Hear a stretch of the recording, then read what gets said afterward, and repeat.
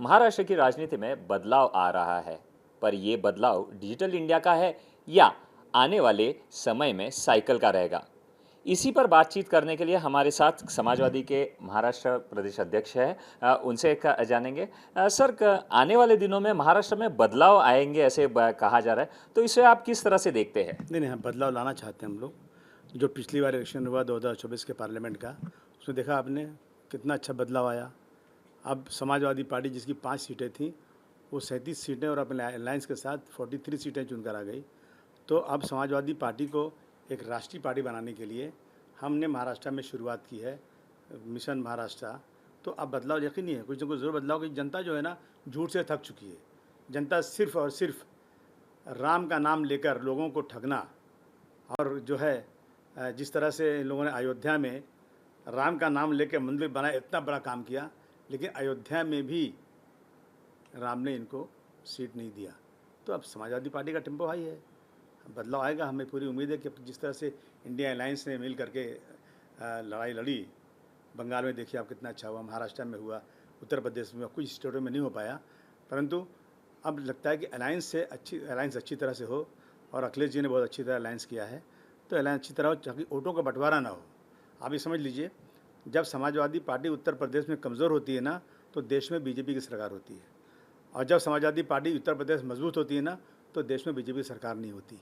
इसलिए आज जो है इस देश के संविधान की रक्षा के लिए, आपसी भाईचारगी के लिए, गांधी जी के वसूलों को, डॉक्टर भीमराव के वसूलों को देश में लागू रखने के लिए, मैं समझता हूँ आज सबको इकट्ठा होकर के ये लड़ाई लड़ना चाहिए। जिस गांधी विचारधारा की आप बात कर रहे हैं, पर हाल ही में आपने 2 दिन पहले ही मुंबई में एक ऐसा बयान किया कि माई का लाल हमें का होम मिनिस्टर बना दे तो कोई फिर इनकी नानी याद दिलाएंगे, ऐसा बयान किया है। तो इसे आप किस तरह से देखते हैं? क्या ये गांधी विचारधारा है? देखिए, ऐसा है कि आप इतनी उत्तर भारतीय यहाँ बहुत बड़ी तादाद में रहते हैं, और उनके साथ उनकी दुकानें लूटी गई, उनकी टैक्सियाँ तोड़ी गई, उनकी हत्याएं हुई। अभी कल्याण में एक दुकान में घुस के बोला कि तुमको मराठी बजाना पड़ेगा। न्यू मुंबई में इस तरह की हरकतें हुई। तो ये सब चीज़ें रोज़ हो रही हैं, लेकिन जो लोग कर रहे हैं उन पर कोई भी कार्रवाई नहीं हो रही, कुछ नहीं कार्रवाई हो रही। सरकार बैठी हुई, सरकार क्या मुंह देखने के लिए बैठी हुई है?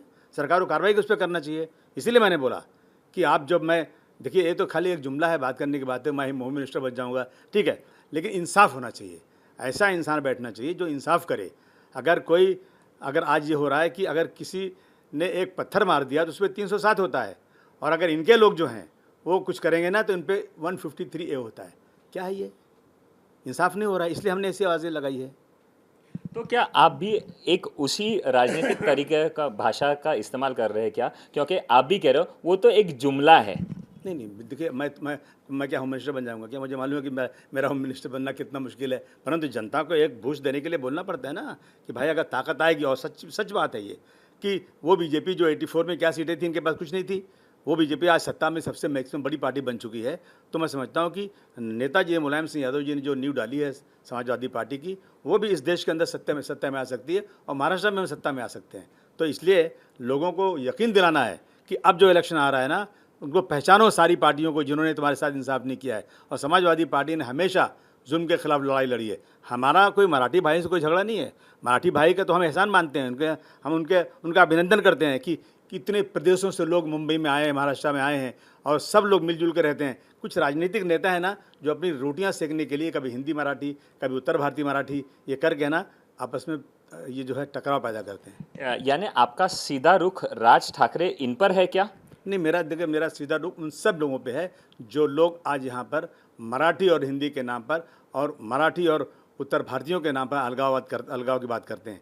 उन पे आज तक कोई कार्रवाई नहीं हुई। आप सोचिए कौन लोग हैं। विधानसभा के यहाँ पर जब आप शपथ ले रहे थे तो कई लोगों ने आपके ऊपर हल्ला भी किया था, तो आप उनको ही डायरेक्ट ये कह रहे हैं क्या? ये आपका डायरेक्ट इंडिकेशन है क्या? जिन्होंने हल्ला किया था सब ने मुझसे आके मेरे गले मिल लिए, मेरे से बोले हम गलत पार्टी में थे, और सब ने पार्टी छोड़ दिया। जो मराठी ज़बान के लिए इतनी बात कर रहे थे उनको महाराष्ट्र ने पसंद नहीं किया, और उनके पास कोई एमएलए नहीं, शायद एक आध एमएलए है कि नहीं वो भी नहीं मालूम मुझे। एक आखिरी सवाल, इस पूरे राजनीतिक सिनारियो में डिजिटल इंडिया में साइकिल कितनी चल सकेगी, क्योंकि डिजिटल का बहुत स्पीड है, जहां पर ट्रेनें आ रही है, कई फास्ट ट्रेन्स जा रही है, तो इसे साइकिल किस तरह से रुख लगाएगी आने वाले राजनीतिक भारतवर्ष के 75-80% लोग गांव में रहते हैं। गांव में ट्रेन नहीं चलती है, गांव में रास्ता नहीं है, ये साइकिल ही चलती है। और ये साइकिल ना डीजल लगे ना पेट्रोल, रास्ता पतला हो तो भी निकल जाती है, सांप की तरह लहराते निकल जाती है। ये साइकिल अब की बात जिस तरह से यूपी में चली ना, यही साइकिल थी ना यूपी में, जहाँ ट्रेन चले, डिजिटल इंडिया साइकिल चुन के आई। अब महाराष्ट्र में साइकिल चलेगी नहीं, बल्कि पूरे देश में चलेगी। ये थे अबू आज़मी जो कह रहे थे कि अब सिर्फ महाराष्ट्र में नहीं तो पूरे देश में साइकिल चलेगी, पर ये तो वक्त ही बताएगा कि साइकिल तेज चलेगी या डिजिटल इंडिया का नारा। कैमरा पर्सन स्वप्निल के साथ चेतन काशीकर, न्यूज़ नेशन, मुंबई।